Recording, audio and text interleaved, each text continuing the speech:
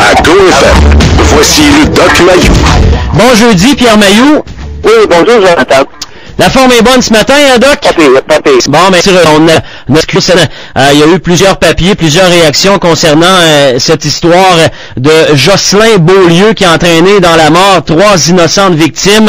C'est une discussion qu'on avait eue là plus tôt cette semaine. Donc là, j'ai réussi, étant donné les circonstances qu'on n'a pas toujours l'information sous la main le matin, là.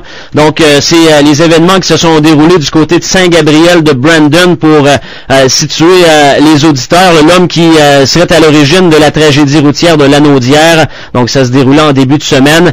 Lui, il avait l'intention de se suicider et finalement, ça a mal tourné et ça a coûté 3 vies à des innocents.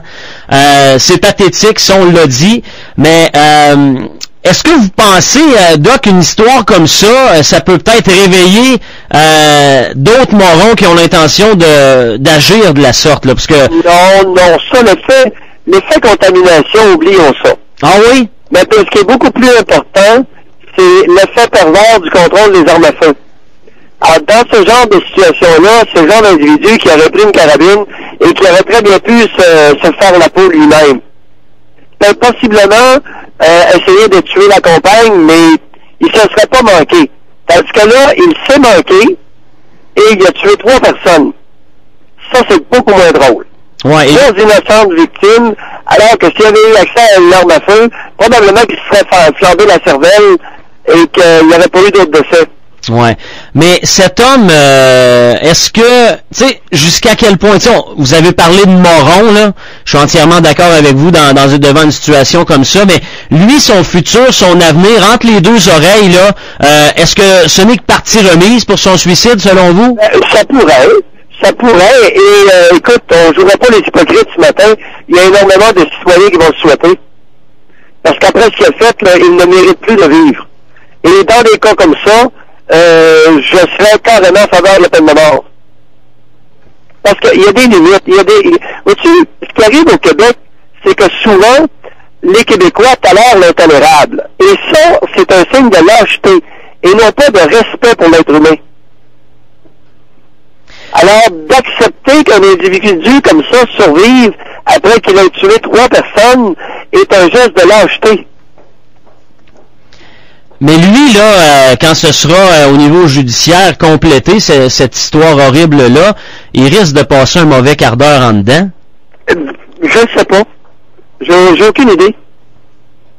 J'ai aucune idée dans ce genre de cas-là, qu'est-ce qu'il advient. Comment ils sont vus? Je sais que les pédophiles, les abuseurs d'enfants et les violeurs, mais dans un cas comme ça, j'ai aucune idée. Comment vont réagir les... Oui, parce que vous êtes d'accord avec moi, Doc, il a littéralement brisé la vie de toute une famille, là, de ces 3 innocentes victimes-là. Les gens, oui. Ça doit être une rage incontestée, incroyable, là, ça doit être fou. Non, la plupart des Québécois, la majorité des Québécois étant l'âge, ils ont le pardon facile. Ben oui, mais c'est un pauvre être. Faut lui pardonner, il ne savait pas ce qu'il faisait. Ben là, vous allez loin un peu, là, Pierre. Non. Écoute, le Québec a le pardon facile. Vous nous dites. La Québécoise, la Québécoise a le pardon facile, la Québécoise est lâche. Dans sa majorité, ben oui. Écoute, la bravoure, particulièrement chez les femmes, là, la plupart des femmes se réfugient derrière le pardon. Pourquoi? Parce qu'elles sont carrément lâches. Elles sont trop lâches pour affronter leur colère. Mais là, la colère saine et adéquate, soit dit en passant. Ouais. Oui, Jonathan. Moi, là, je suis dans cette famille-là, et je vais pardonner à Jocelyn Beaulieu qui a complètement créé une commotion dans ma famille. Je vais passer par-dessus ça, moi, là. Ah, ben la plupart le font. Ben oui, parce qu'ils sont incapables de vivre avec la rage et la colère. Et c'est ça, c'est un beau signe de lâcheté et d'immaturité. Et est-ce qu'il peut y avoir des impacts? La religion catholique incitait et encourageait à la lâcheté. Tu savais pas ça, hein? Ben, je veux dire, on incitait au pardon, donc à la lâcheté, c'est votre équation? Exactement. OK. Alors, pas dans tous les cas. Vois-tu, pardonner, là, c'est faire comme si rien n'était arrivé. Alors, lorsque ce sont des bagatelles ou des choses qu'il faut passer par-dessus, c'est correct, le pardon. Oui. Mais pardonner à un individu comme ça, voyons, c'est un geste de lâcheté, c'est évident. Et les familles devraient être invitées à régler le compte du gars. Ouais, sauf que c'est un couteau à double tranchant dans le sens que tu peux pas aller le tuer parce que toi aussi tu vas être dans le trouble. Ben pourquoi pas? Ben oui, mais Doc. Non, écoute, regarde, c'est que si le membre de la famille qui est visé faisait la peau de ce gars-là, ouais. Il arriverait quoi à ce type-là? Ben il sent. Écoute, le juge, quelle sentence tu voudrais que le juge donne à un individu qui est lésé?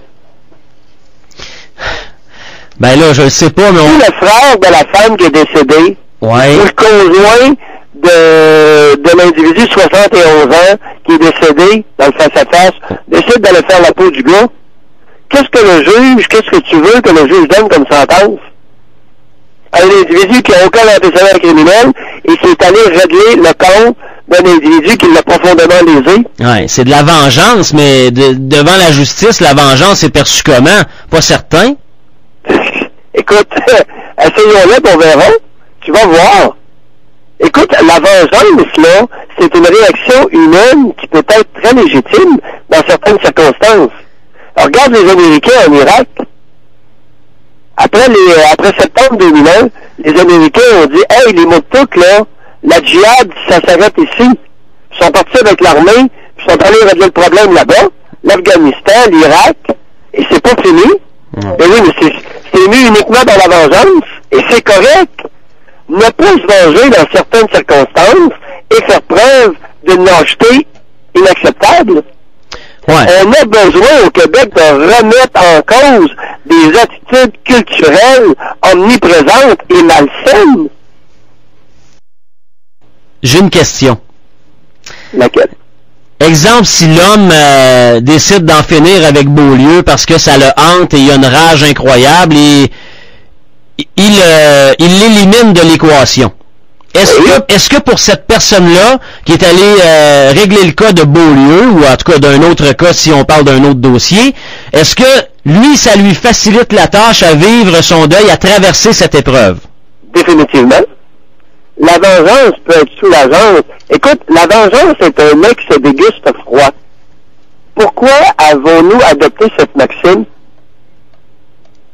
Ben, vous avez la réponse, allez-y. L'individu qui est profondément lésé dans le geste de Jocelyn Beaulieu et qui décide de faire la peau de ce gars-là. Peu importe ce qui va lui arriver après, il va être soulagé, ça se dit même pas. La vengeance est un plat extraordinaire lorsque savouré légitimement. Ouais, non, mais vous me faites réfléchir, Doc. Vous me faites réfléchir parce que j'essaie de me placer. Ne dis pas au Jonathan que je suis l'antéchrist. J'essaie de me placer dans les souliers de ce gars-là, de me dire, je suis hanté par Jocelyn Beaulieu, je dois aller passer par-dessus ça, donc je le liquide et je paye le prix ensuite, je risque la prison ou est-ce que je vais être correct, est-ce que on va me dire, bon, je plaide la folie, tu sais, en tout cas. Jonathan, écoute, j'ai eu une expérience un peu similaire avec une ligne de piquetage à Trois-Rivières. Ouais. Et tu ne peux pas t'imaginer comment le sentiment de fierté est bon à savourer. La fierté est une valeur fondamentale de l'être humain, c'est une valeur athée, et elle te confère un état d'âme succulent. Ouais. Alors, ne fais que des gestes dont tu seras fier, et ça va être un excellent moteur de ton comportement. Alors, celui qui sent le besoin d'éliminer cet individu-là et qui pressent qu'il en sera fier par la suite, peu importe les conséquences, qui pourrait l'arrêter? Bon jeudi, Doc. Bye.